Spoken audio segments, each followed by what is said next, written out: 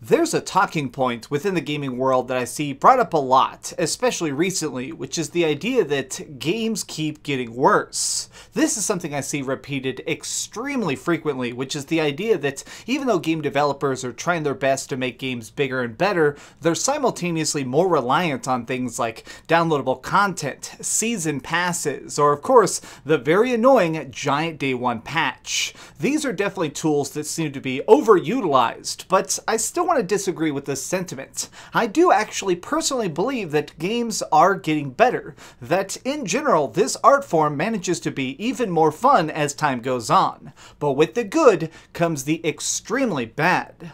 What's up gamers, DreamcastGuy here, and today I want to talk about what I believe is a very serious threat to gaming, which is free-to-play projects. You know, when I was growing up, if you wanted to play something on the go, you didn't have one of these in your pocket. Obviously, there were no cell phones, or cell phones were very, very primitive, so if you wanted to try and play something, you probably had one of these. A Game Boy, or something like a Game Gear. Something that allowed you to have very, very fun games in your pocket, but what I always found interesting was that game stuff, this type of stuff, it was basically a micro version of a giant experience. Like, this is Lunar, and honestly this is a fantastic RPG, but what's interesting about this in my opinion is the fact that it's actually basically a console experience in your pocket.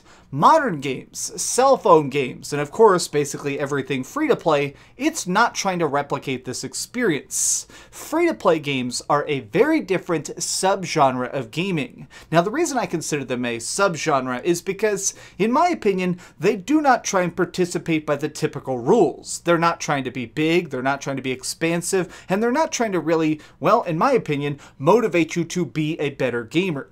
Now let me just give you a specific example of what I think is a very, very well-designed game from start to finish, which is Spider-Man on the PlayStation 4.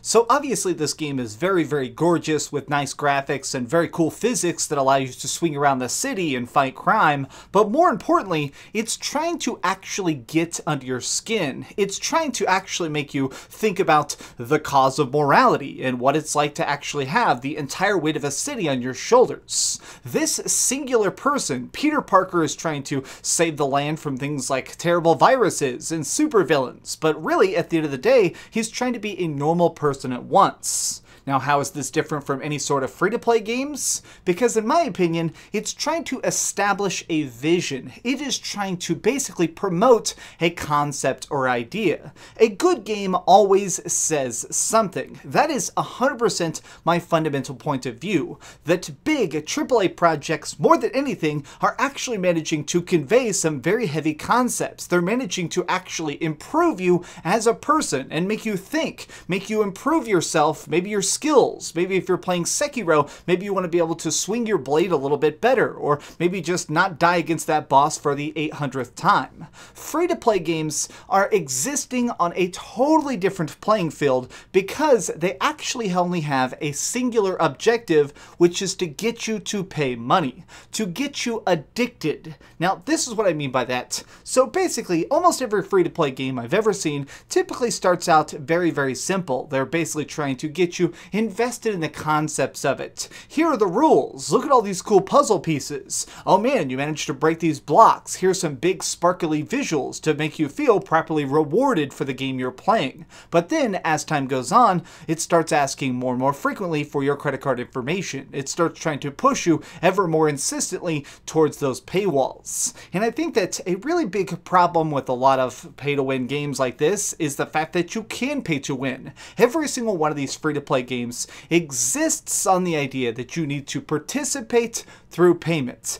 The only way to actually get the maximum amount of the experience is to pay, to continually try and cash in more and more times. Even something like Fortnite, or even something like, well, I mean, there's so many out there, it's hard to even think of them, because literally almost every single game is experimenting in some capacity now with free-to-play aspects. But my point here is the fact that we now know that more than anything, this is a trend that is growing at an explosive rate, and I do actually worry that coming soon, it will try and take over the entire gaming industry. So what really kind of motivated this talk in the first place is the fact that Superdata just released a new report about digital sales over the course of 2018. So I'm about to list off some numbers, and I just want you to remember, as I say all of this, that we are only talking about last year. This is not decade-long numbers. This is not any sort of crazy extrapolated estimates. This is hard, real digital data. So last year, free-to-play games earned a whopping $61 billion. $61 billion.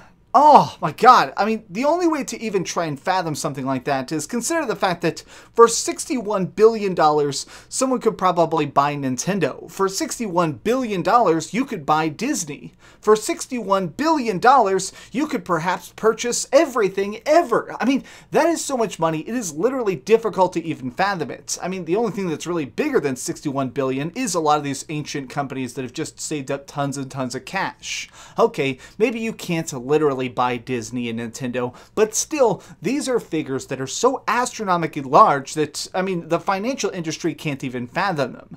And my fear is the fact that more and more people are going to be looking at that lucrative number and aiming for it. So just for a comparison, something like console gaming. So obviously, if you've been subscribed for a bit, you know that predominantly I am a physical gamer. I mean, I'm somebody who likes to install a game either on my PS4 or my Switch or my Xbox One and play it.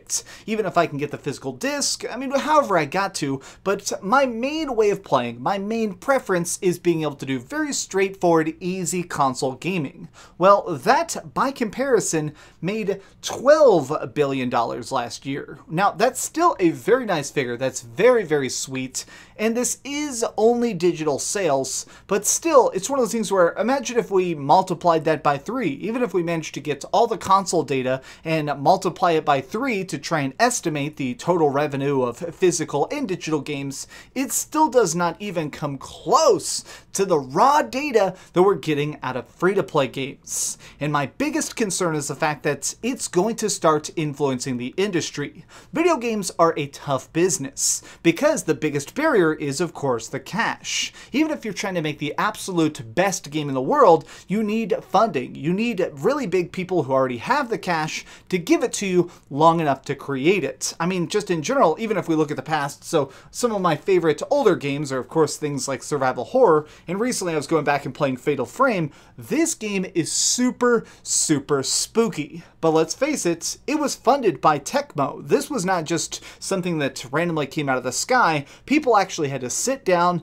pitch this to a very rich company at the time who managed to fund it, pay their rent, and basically make sure that it gets done on a deadline. And so because of it, of course, this fantastic, scary masterpiece exists. Well, more and more, people are actually looking very, very lucratively at the ideas that are being established over on the free-to-play side of the business. I mean, if somebody could just basically right now create a Fatal Frame cell phone game at a much lower cost, people are probably going to be more incentivized to do it. I mean, a concept like Fatal Frame could actually appear on your cell phones, and I don't like that, because then you'd probably be paying for film, paying for ammunition, paying for health kits, paying to basically track down more ghosts, or maybe paying to play each of the levels. And I hate the idea of that, because more and more people are starting to look at that path of, hey, this is the easiest way to get our game into people's hands. Is it the vision we originally wanted? Absolutely not. But is it a vision? Is this something that could possibly fund future projects if we just sell out now?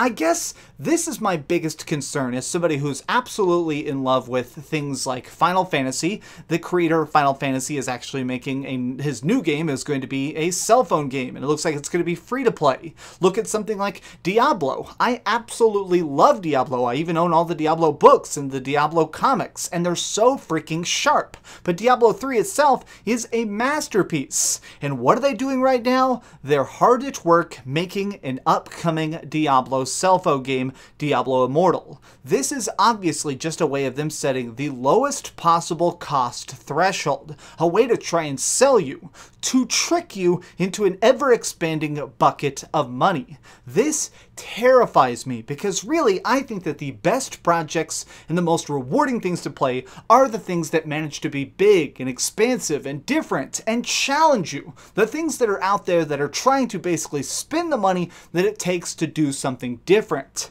God of War came out last year and melted my heart. It is so freaking good because it tells the story of a father basically afraid to be a man. He is afraid to be a father. He's afraid to just let his emotions show and teach his son that, hey, there are lots of paths to being an adult. That is so good. And in a mobile market, that would never exist in a million years. They would try to basically monetize every single segment of your upgrades. You'd have to be paying for cutscenes, and the destruction of art like that scares me more than anything else. But this has just been a random rant of some of my thoughts on mobile gaming and what I think is a, well, ever-growing shadow in this industry. What do you think of it? Have you actually played any cell phone games recently, or just any of this free-to-play stuff? Are you hooked on Fortnite? Let me know your thoughts in the comments down below. If you enjoyed this video, please give it a like, share with your friends, and subscribe if you haven't already. But do me the biggest favor of all and keep dreaming.